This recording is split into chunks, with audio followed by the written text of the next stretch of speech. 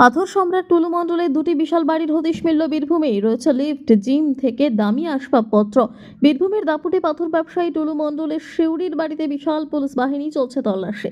অবৈধ 50 কোটির সম্পত্তি উদ্ধারের পর গ্রেপ্তার অনুব্রত মণ্ডলের ঘনিষ্ঠ টুলু মণ্ডল।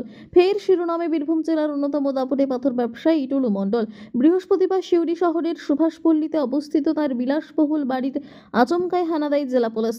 সূত্রের খবর, এদিন বীরভূম জেলা পুলিশের প্রায় 50 জন পুলিশ কর্মী, কনস্টেবল ও আধিকারিকদের একটি দল টুলু মণ্ডলের বাড়িতে এসে পৌঁছায়। পুলিশের এই হঠাৎ পদক্ষেপে এলাকায় চাঞ্চল্য। জানা গিয়েছে, অভিযোগ শুরুর সময় টুলু মণ্ডলের বাড়িতে পরিবারের কোনো সদস্য উপস্থিত ছিলেন না। তবে বাড়িতে উপস্থিত থাকা বাড়ির দেখভালকারী বা পরিচারকদের সঙ্গে পুলিশ দীর্ঘক্ষণ ধরে কথা বলেন, নথিপত্র খতিয়ে দেখেন।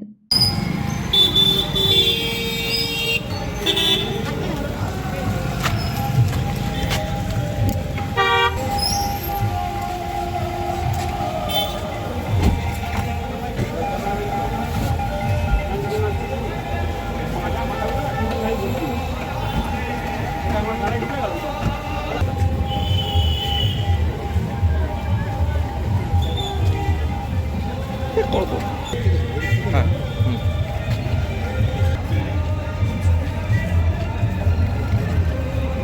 ভিডিও তুলতে গেছি।